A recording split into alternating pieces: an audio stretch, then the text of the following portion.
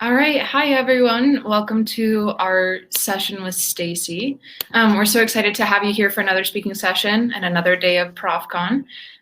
So I just wanted to introduce myself a little bit. My name is Catherine. I am the Director of Human Resources and the Director of Customer Support at Student. But enough about me. Let's talk about Stacy here. So Stacy Schwartz is an award-winning marketing professor at Rutgers Business School, where she led a new online Master of Science degree in digital marketing.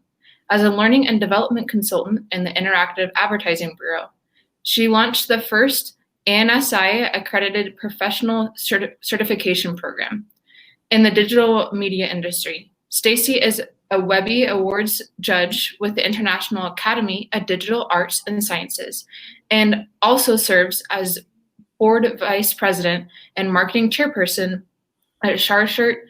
She earned an MBA from Harvard Business School and a BA with highest honors in advertising with Penn State University.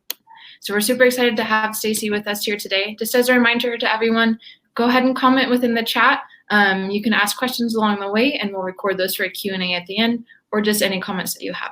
So Stacy, take it away. It's all you. Thank you so much, Catherine. And I just want to give everyone's giving a shout out to Stukent, but the silver lining of having this be online is that there's so much access to so many more people. And for me, and you'll hear through this presentation, having input from other people that teach digital marketing is super important, because I think sometimes, I know for me, I felt like an island during much of my my teaching tenure so far. So let's jump right into it. Okay, there we go. So I wanted to give you guys a sense of where I kind of entered the scene at Rutgers in our development of a separate degree program. I am now as of last fall, the program director of a new Master's of Science degree in digital marketing. When I first joined Rutgers in 2010, it was as an adjunct instructor working in the industry. So I fully have a full industry background. And in fact, I was part of launching digital marketing back in the 90s, which I was just very lucky to have grown up in the industry. And I taught in our first sort of foray into digital, which was an executive education certificate in digital marketing. And that was fine and good. And in a few years later, in 2012 or so, as an adjunct still, I helped launch a new focused, our first digital marketing program, digital marketing course for undergrads and for MBAs at Rutgers. That eventually led, a few years later, evolved into adding a second class, social media marketing. First, we launched it for the executive ed track, and we have a certificate in social media marketing. And then I brought that idea over to undergrad and MBA and said, well, let's launch a second course in digital, and let's let that second course be social media marketing. That was all fine and good. But in 2017, I had joined Rutgers full-time by that point as a faculty member, and I said, okay, we really need to do more in the realm of digital marketing. What's going to be our next step? The reason that my department chair thought it would be a good idea to think about evolving beyond where we were today is because of this chart. And granted, this chart didn't come out to 2018, but I was saying this from the high hills back in 2016, which is that it does not matter if digital marketing is in your title or not. We are all marketing in a digital world. And I knew that employers knew this from my work at the IAB and industry. And I knew that our students thought this because they were asking for more coursework and content in digital.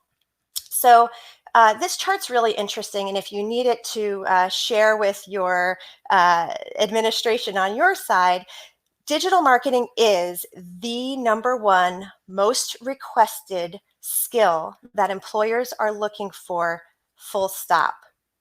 If you're hiring for a marketing job, whether that marketing job is strategic, creative, analytical, I don't care. It does not have to have digital marketing in the title. Digital marketing skills are a job requirement among 59% of those jobs.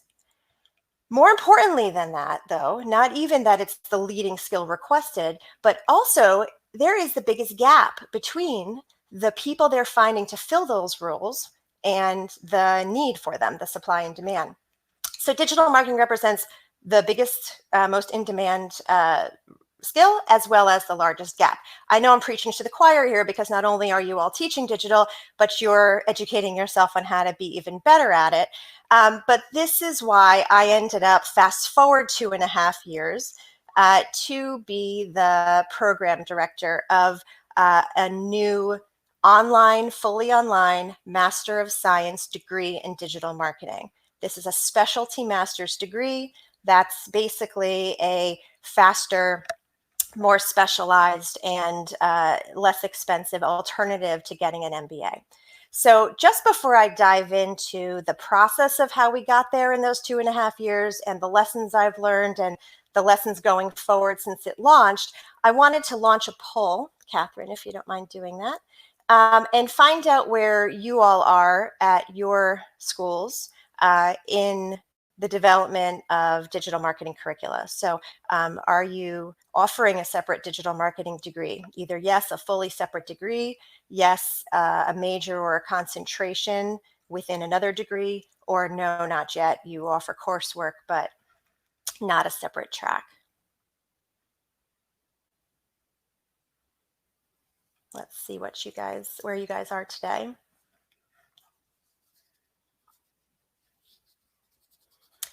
And I know there is a lag, so pardon my waiting for just a second.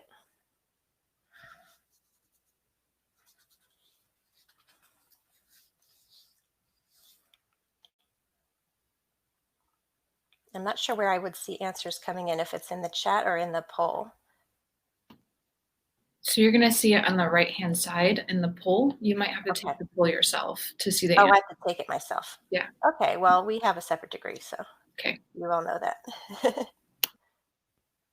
Oh, now I see. Okay, so some of you, almost half, 43% from what I'm seeing, have a separate degree at this point, and about the same number do not have anything. So I think this is good timing. Hopefully this will help you if you are already part of your separate degree going forward. And if you have a major or concentration, you're thinking about launching a separate degree program, I hope I don't scare you off too much. And if you don't have one yet, this is good food for thought. So I'm going to go into literally the 5 W's and the H on what I've learned, okay, and kind of how we got there. So to start with who, any good marketer knows you always start with your audiences, and that's just what we did. The reason that we decided to go, one of the reasons we started deciding to go with the master's track of a specialty master's is because we started with our potential audience, our potential students. In our case, because we already had those executive ed certificate programs that were going quite well, and I actually taught in those programs, I was able to talk to those alumni, and they were keeping in touch with me and asking me, now that I've dipped my toe in the water and I got this executive education certificate, I'd like to do more. What does Rutgers offer that can help me go deeper in digital marketing? And that kind of got my wheels turning about focusing on the graduate side as opposed to starting with the undergraduate side. Basically, that's where my lowest hanging fruit were. That's where my installed base of potential customers, students would be. I also looked closely at the industry. Having come from industry and working with the IAB, I knew that employers wanted someone to walk in the door for an interview that they felt confident that this person had the credential in some way. It didn't necessarily have to be a graduate degree, but it needed to be a way for them to feel sure that this person walking in the door didn't just have deep knowledge in search marketing or in email marketing or whatever they were doing at their job, but that they had a really good grasp of the entire digital marketing ecosystem. It's very difficult to get that on the job, to be honest. And to be able to really put search or email as a tool into context with a strategy, I always say there is no such thing as digital marketing. We're marketing in a digital world. To be able to talk about marketing from the perspective of we are, whether we like it or not, using digital as like a prosthetic brain as we go around this world, you can't ignore it, right? So having a person walk in the door who fully grasps the foundational business strategy with the digital overlaid on top of it and not just deep in one area or a specific tool or tactics. Also really important audience for us is our administration. Now, I got kind of lucky because right at the time that I was thinking about formulating something in the beginning of 2017, my dean's office was thinking about how do we stay relevant as a school in our digital era. And actually, in 2018 or so, our mission of Rutgers Business School expanded to include redefining yourself in this digital era. So my program as a concept was greeted with a lot of support, both from my department chair as well as from our dean's office and from, as you'll see, groups beyond that. In terms of the instructors, I knew that I would have to go far afield to find good digital marketing instructors. And that's not because Rutgers doesn't have good instructors, they certainly do, but it's because we all know, because you're at this conference, that digital marketing really does require knowledge of industry. Unlike other disciplines, you really can't separate the scholarly academic from the industry practitioner and have them be teaching on their own separate specializations and tracks. The best scholarly academics that are teaching digital marketing are also having their hands either in a previous life in industry and preferably continuing to stay within industry, as we've heard a lot of other speakers talk about so far. And that's a challenge, to be honest, because AACSB guidelines that accredit business schools tell us that half of our instructors have to come from the scholarly academic side. And there's not very many of them, and many of them are on this call. There's very few to choose from when you think about academics who truly are good at teaching digital marketing specifically. And then finally, the other audience that I do not want to neglect is yourself. This process was 2.5 years to launch, and the entire first year included, so 3.5 years, this was like a second full-time job. And other than my own kind of investment of love, there is no compensation, at least on the Rutgers side, for a program until you have students in that program. So this was a real laborious process that came out of my desire to really want to bring this to our students. So really understanding all of your constituencies, including yourself, and making sure you're up for something like this. The next thing you have to determine once you know the who is the what. What is it you're going to offer? What is your degree going to be, or your track or concentration or major? What is it going to be? How's it going to look? How's it going to be packaged? And the decisions you have to make here is, first of all, what is it going to look like in the first place? I toyed with all three of these options. The first was, let's just launch more courses. Let's not worry about a degree program or another track just yet. Let's just launch a course, see how enrollment goes, see how interested students are, and then maybe it'll morph organically into a major or a track or a concentration or something like that. And we did, in fact, launch an analytics course during this time. But we really felt like, and because of the data I shared with you, we really felt like, no, our executive ed feedback is that they want a program. We're ready for a program. We felt ready for a program. So then I looked at the next two bullets. First was a center of excellence. Coming from industry, I thought this was a great idea. And basically what this means is I would start a new digital marketing center of excellence within our marketing department. And I thought that I could go out there and train our professors, our other, our faculty members. And I thought that I could infuse somehow digital into all of their courses to make them more modern, to make them more updated, to give them guidance on textbooks, to give them guidance on, simulations and exercises. And if needed, I would go in as a guest speaker and cover some topics they're not so comfortable about. Well, the feedback I got really quickly was this does not work in academia because at least the way we're structured at Rutgers, our professors are somewhat entrepreneurial. Everyone is, as long as they're reaching their learning goals, allowed to teach the course the way they see fit in teaching it. And we all know that not every instructor is comfortable teaching digital, and they don't have the expertise to teach digital. And thank you very much. They don't need my input on how to do it. And I certainly can't spread myself thin and be everywhere at once and try to, it was not a sustainable solution for us to offer something like that. So we got on this idea of, okay, we're going to make it a track or a major or a concentration or a certificate or something like that. Then we had, once we decided on, for us, a specialty master's degree, we had to think about the courses we were actually going to offer, what would constitute that degree, and I'll share that with you in just a moment. I had to find the right instructors. I already mentioned that I needed to look far afield to pull in the right practitioners, professional practice instructors that could teach well online, as well as the scholarly academics that had that experience.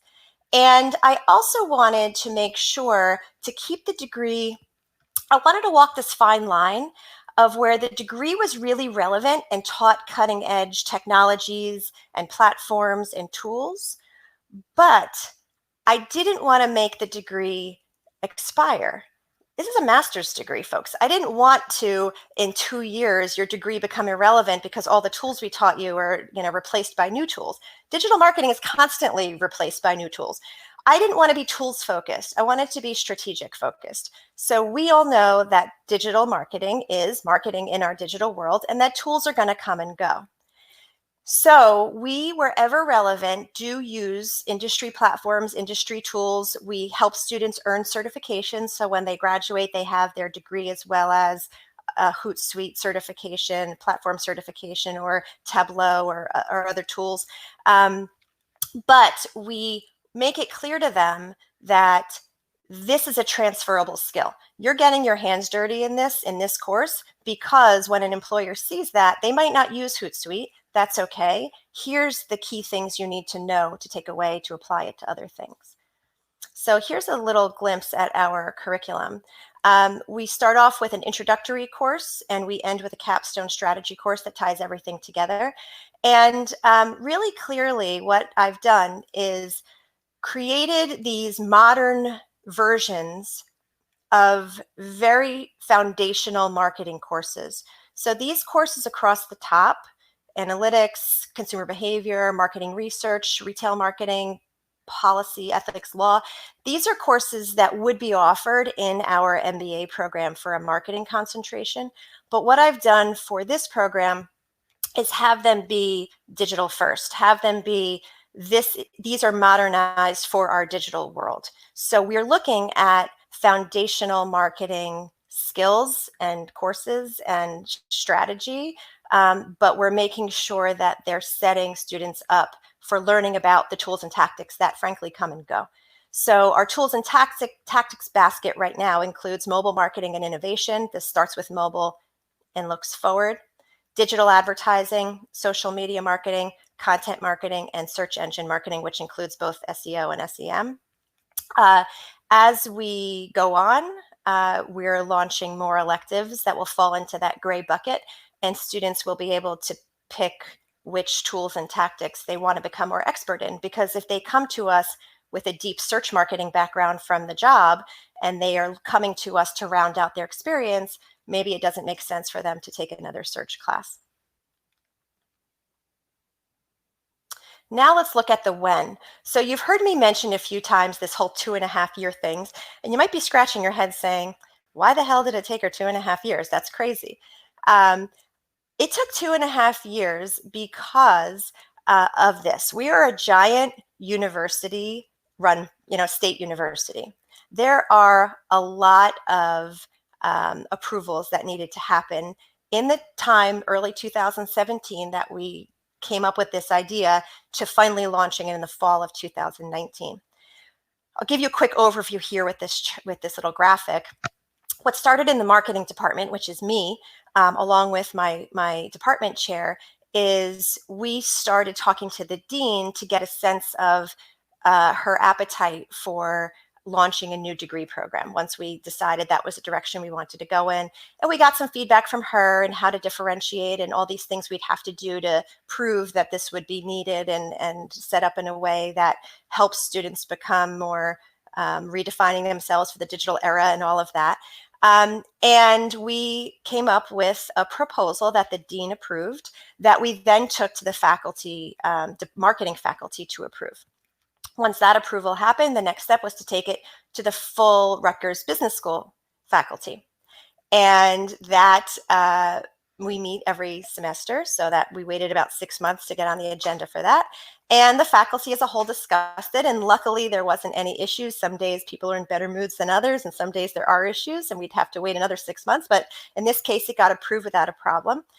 Once it goes past the general faculty for approval, we then had to go to our chancellor's office, which oversees the entire campus. And by the way, we have multiple campuses, so this required coordination of different chancellors. And part of the chancellor's review process is to do an external review. For those of you who have not launched a degree program that requires an external review, this was very strange to me coming from industry. An external review means that you bring in a competitor, you bring in a faculty member from another school who already has a program like this. And they not only read your proposal, but they get a full day tour of your facilities. They speak to our dean's office, our IT department. They look at our infrastructure, our studios. They interview our professors. They interview industry we had at the table. And they wrote a 6-page letter that basically deeply reviewed our program and our ability to execute on it. So yes, they have the facilities, they have the support, they have the funding, they have the knowledge and the motivation to want to make this program successful. And they give their stamp of approval with some suggestions. And that's when the chancellor says, okay, I'm willing to let you take this to the Board of Governors for the whole university.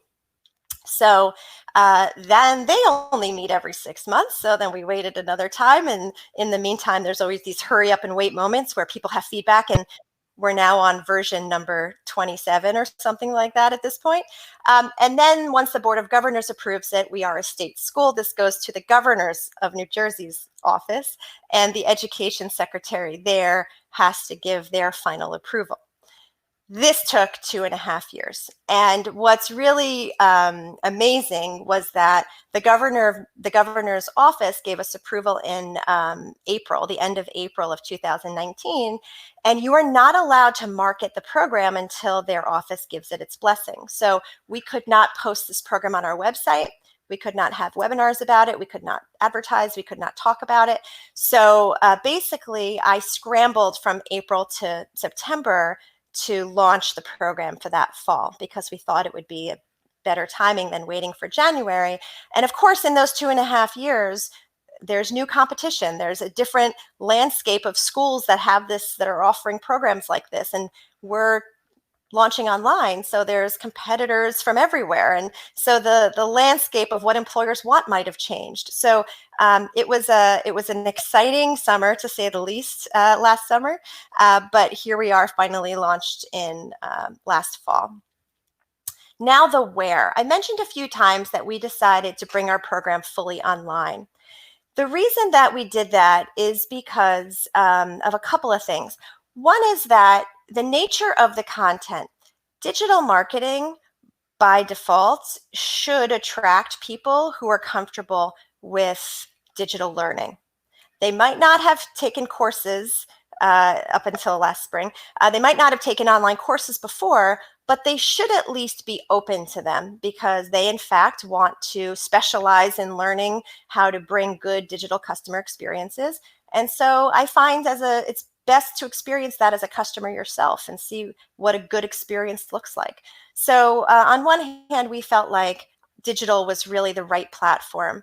And for those of you who attended my talk at the last ProfCon, I spoke about the importance of online learning engagement and your engagement in your online courses. Our program is intentionally launched for online learning. And that's a big difference than the pivoting we had to do in the spring. So I am just so grateful that we did launch last fall and did not wait, because we were able to really get the full facilities and attention of our online learning tools and infrastructure at Rutgers that we might not have gotten if we launched this fall, given the competition for getting courses online now. Our geographic location being right outside of the New York area would have actually given us a case to do it in person if we wanted to, because we do have that proximity. We're in the New York City tri-state, local area. But again, we decided that our students were mostly working. The people interested in asking us about developing more for executives, these were people who were already working in marketing. And they wanted these skills to translate them directly at work. So when we talked to them, we realized online is not only conducive to the type of content and the type of people, but it's also conducive to their type of life. So they can easily, asynchronously, but paced together as a class, engage with each other each week on their own time, and really have the most flexibility of their schedule if we offered it online. And then finally, we had existing infrastructure at Rutgers for online teaching at the time that was underutilized.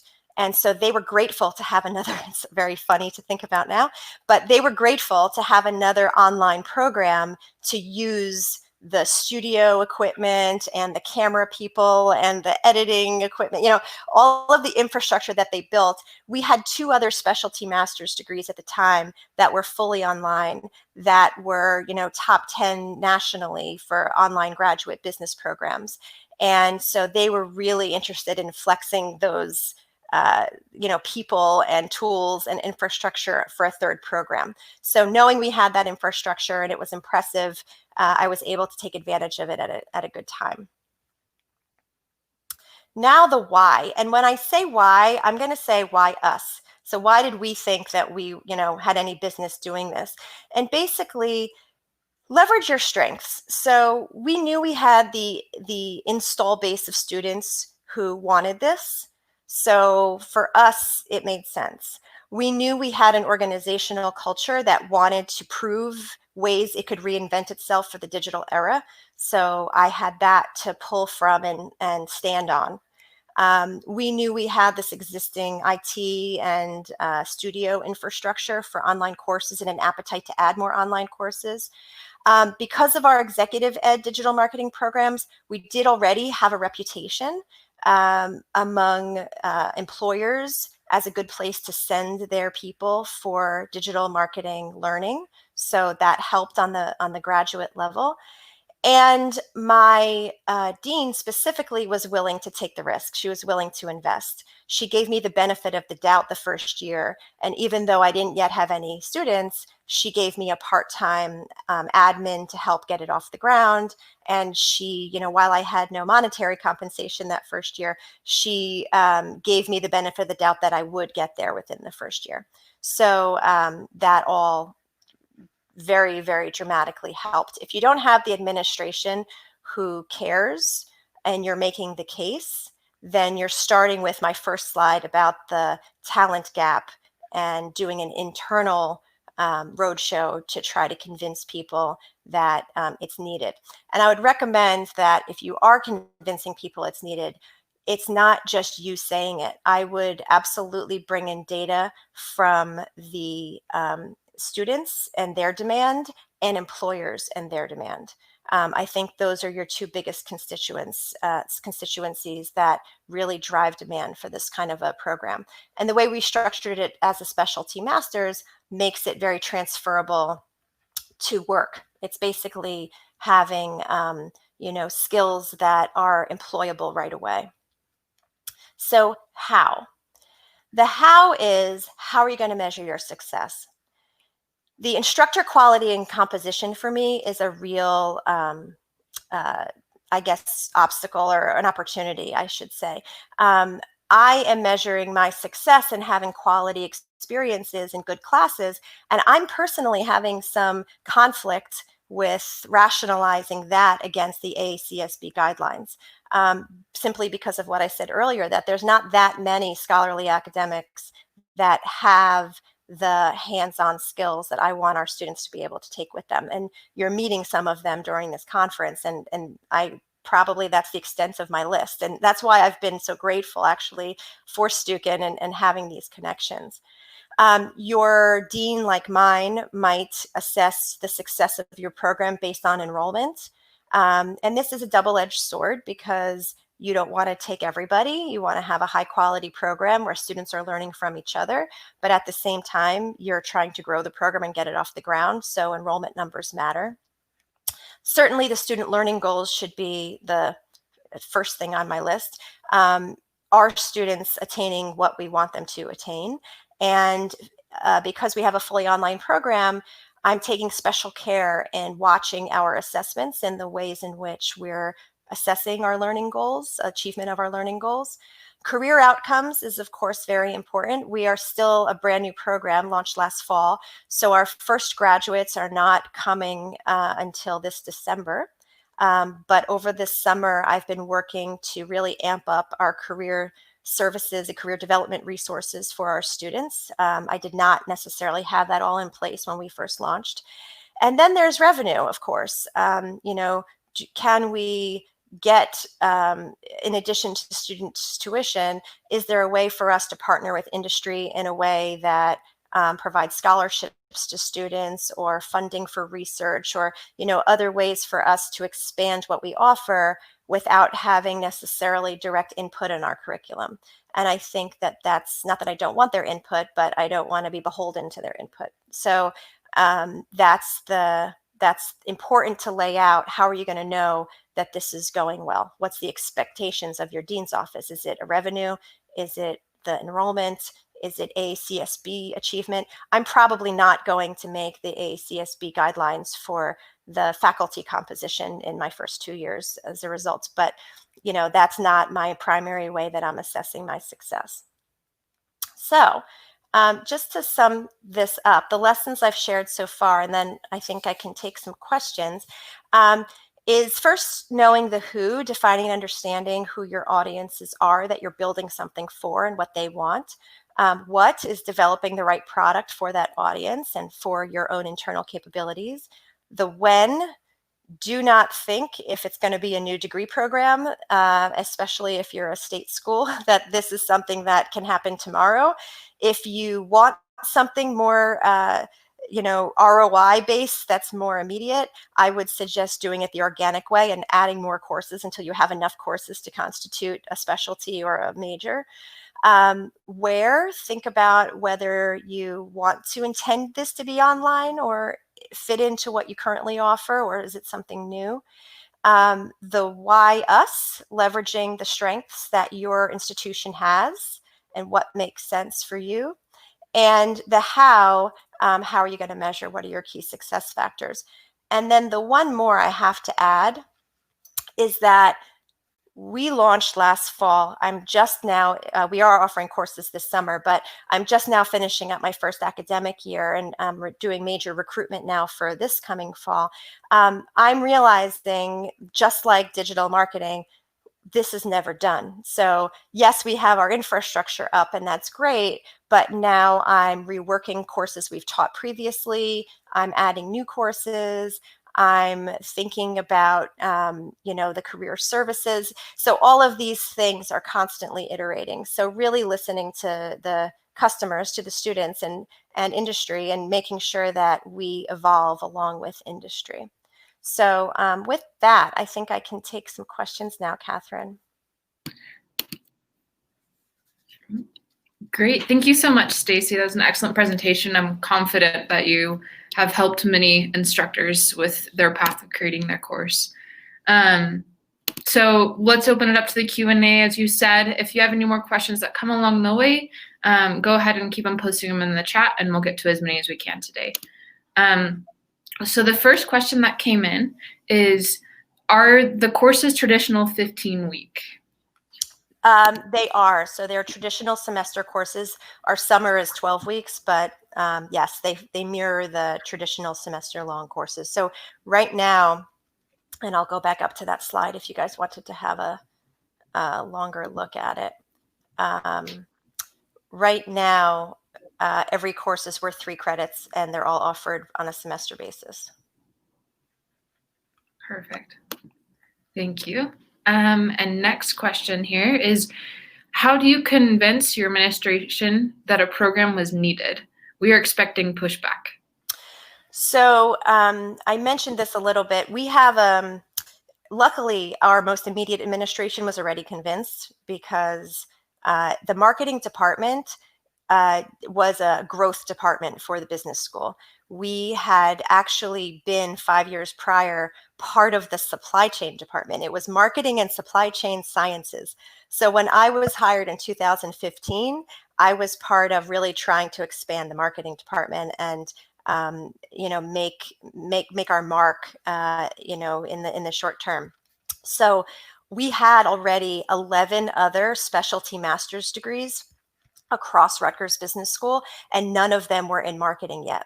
So right away, our dean wanted growth, and our dean wanted the digital era redefining piece. So she was on board right away. The chancellor, the board, the state of New Jersey, for them, our proposal included need from students and need from employers. And the need had to be definable and quantifiable. So we looked at third-party research to talk about need, things like that McKinley study that I shared with you. But I also conducted primary research. So I went out and surveyed all of the alumni of our executive education program in digital marketing from the past 5 or 10 years. And I asked them, would you be interested in a program like this? And 65% of them said, highly likely or yes, definitely, that they would be interested in something like this. So just looking there, we said, well, if there's 1,000 people who responded and 65% of them are saying highly likely or yes, we could make a class of 25 people probably our first year. So we had to really give them numbers that made them feel comfortable that our first year was doable, and after that would be growth. So we surveyed students, potential students. We also surveyed industry. So I did a lot of anecdotal interviewing, and we did a survey as well to try to get a sense of what employers are looking for. And having done my certification work with the IAB, I knew that employers wanted a stamp of approval that said, yes, I have confidence that this person coming in the door knows the whole ecosystem, not just search or not just email or whatever. So we had that data to bring to the table. Great. Thank you for answering that one. Next one is, do you offer an on-ground program or just online? If so, why? So we decided to go fully online, and that was, but because we launched a little bit on the back of our executive education efforts, so we knew a lot of students, our first students in the fall were ones who already took exec ed certificates with us. We have always integrated our exec ed certificates with our program, and some of those are in person. So if a student asks that they would like a residency option for a specific time period, we would tell them about our exec ed programs, and we would accept those credits provided they pass those courses. So we have a slight offering for them, but it's not really new built into our program. Would we ever? Perhaps, but even given our first year, I would say the majority are in the New York tri-state area because we're Rutgers and we're known in this area the most. But for our incoming fall, it's only about half in state. So I think when you're with an online program, if you're truly committed to online and you're building it for engagement wherever you are and fitting into your life, it would be limiting for us to offer a mandatory in-person piece. That said, we have conferences on campus. We invite our online students to it if they're able to come, if they're local. We have, events that the marketing department launches. We invite all of them. So those who are local have met us in person and they've been on campus, but the program itself is fully online. Great. Thank you. Next question is, how will you teach/encourage grads to continue their certifications so they do stay current on tools and techniques? Will you eventually offer continuing education?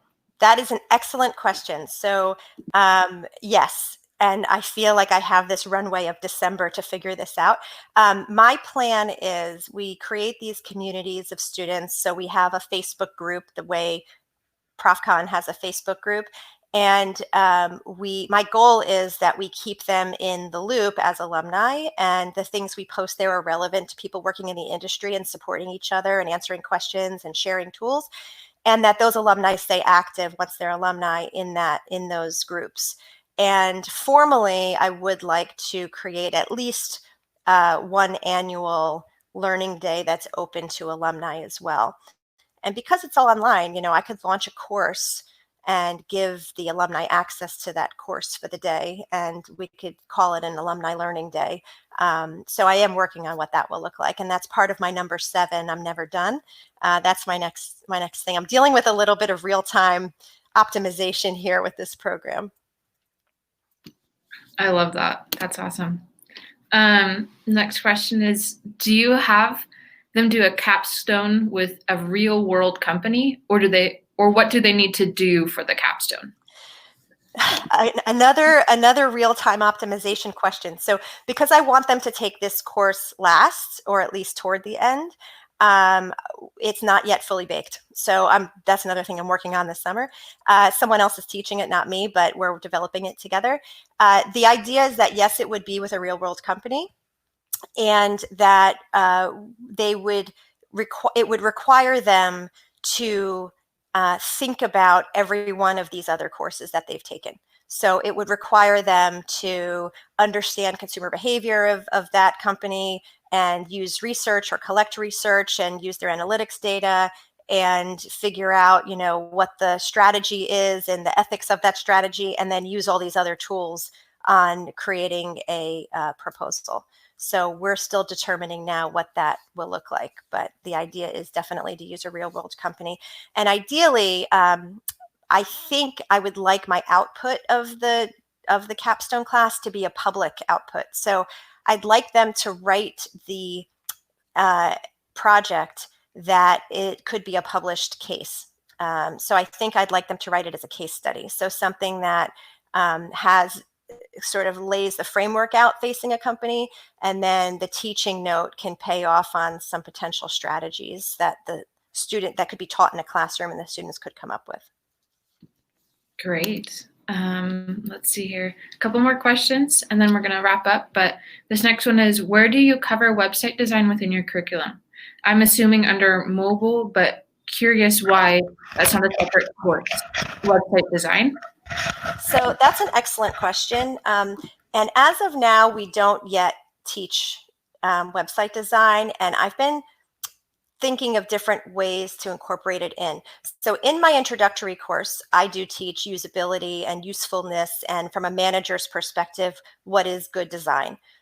In terms of hands-on design, one way that we might get at this eventually is, I didn't put this on this slide, but I teach a 2-week introductory orientation that every new student goes through. That's an online course that gets them used to what's going to be coming. And my ideal scenario is that in those 2 weeks, they create a very simple website for themselves, and they can use that website. And the website could be about their personal brand, or it could be for the company they work for, or a new venture that they're working on if they're an entrepreneur. And they would be able to use that sandbox for all their other classes, for the projects and all their other classes. So for example, if they built a very simple 2-page site about themselves, when they hit the retail marketing course, they might offer something for sale on that site. And if they hit content marketing, they're going to develop content, obviously. If they hit social media marketing, they're going to integrate their social channels. So that's sort of one track we might go on. Another track may be offering it as an elective. But this is not a communication school. This is a business school. And when I did my competitive research, I thought what really differentiated us from other programs was the solid foundation in business. So I deliberately did not launch with a content marketing as my closest to communications and I guess IMC kind of approach. I will be launching some kind of web design integrated into other courses or potentially as a separate class, but I did not launch with that originally. Okay. And then next question in here is, do you collaborate with other departments on campus? Yeah, very much so. When we first launched, I reached out. So the fact that we had the faculty approve this meant the faculty learned about it at its earliest stages. So there are, for example, the law policy and ethics course. I explored people who teach law, policy, ethics in other fields and said, how could we think about this in our marketing course? I have not, though, collaborated with the communications school, which does offer some digital media classes, but I think that's coming in the future. But for sure, we have there's a lot of Rutgers employees who are applying to this program for the fall because they see the value in all of their own departments as well. Great. Thank you so much, Stacy. I think that's about all the time that we have for today. I just thanks again for your presentation. It was excellent. I'm sure everyone was very thankful for it as well. I just wanted to remind everyone of a networking session that we have in about 15 minutes. So you can access this via the networking tab on your homepage in this platform. So the networking session is sort of like speed dating, where you have about 5 minutes with one person, then you shift onto another person just to talk about whatever topic that you feel like is necessary within there.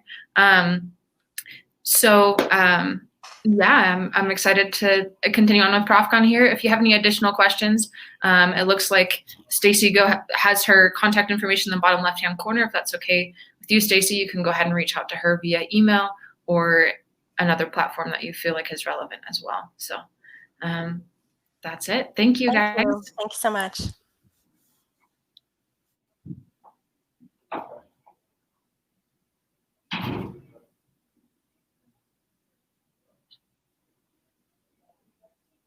So Catherine, is there a way for me to respond